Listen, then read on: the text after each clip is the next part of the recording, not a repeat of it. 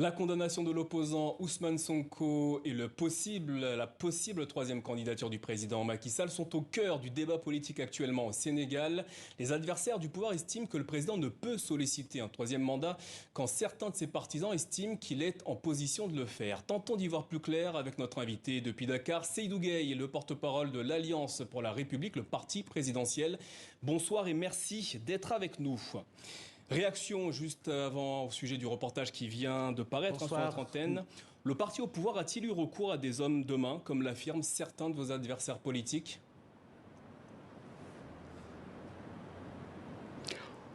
Écoutez, merci de m'accueillir dans votre journal et puis pour me permettre d'apporter les éclairages à partir de ce que nous vivons. Non. Ce n'est pas la tradition du parti au pouvoir de recourir aux hommes de main, puisque notre conviction la plus ancrée, c'est que seul l'État est dépositaire de la violence légitime. Deuxième élément important, le pouvoir exécutif a un rôle régalien d'être le rempart contre la violence illégitime. Cela dit, comme je l'ai dit dans votre reportage, nous avons pris les dispositions, parce que ça c'est une démarche spontanée des jeunes du parti et d'autres qui le sont moins, qui ont pris la décision, chaque fois qu'ils sentent qu'il y a des risques pour le parti, de venir prendre toutes les dispositions et défendre notre siège. Et de la même manière, justement, est-ce que vous approuvez le fait que des jeunes... Oui. Est-ce que vous approuvez le fait que des jeunes décident de s'armer, de se défendre, alors que, comme vous le dites, c'est au pouvoir de le faire ?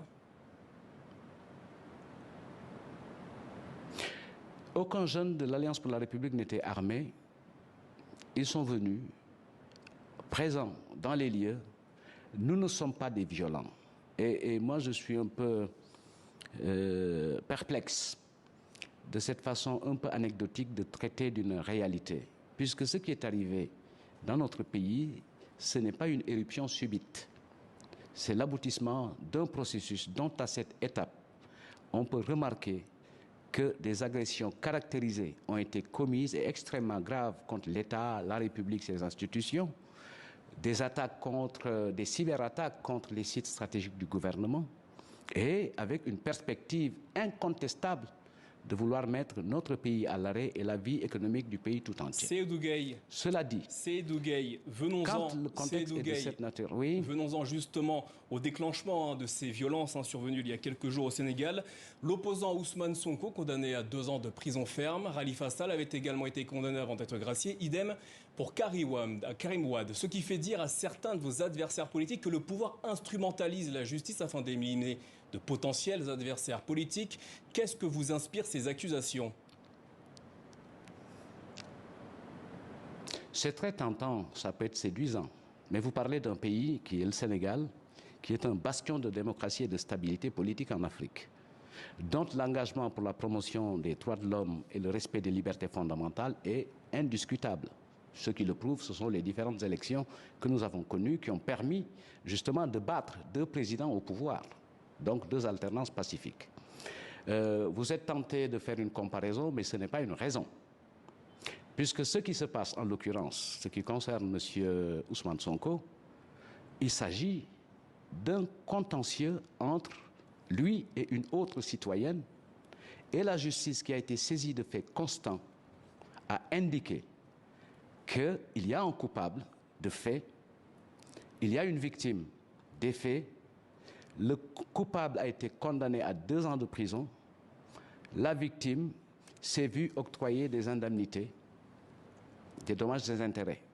Alors, donc c'est ça la réalité, la vérité judiciaire dans cette affaire. Il est établi. Je termine. La vérité judiciaire dans cette affaire, il n'y a pas de complot. Tout ce qui s'est passé n'a rien de thérapeutique, encore moins de politique. Excusez-moi de le dire, tout est sexuel ou à la limite érotique. Si on veut parler beaucoup plus poliment. Seydou Gueye, Macky Sall entretient le mystère quant à ses intentions. Cependant, des opposants, des intellectuels et de nombreuses voix estiment que s'il se déclarait candidat, il risquerait d'abîmer la démocratie sénégalaise. Comprenez-vous leurs craintes? Je peux bien comprendre leurs craintes.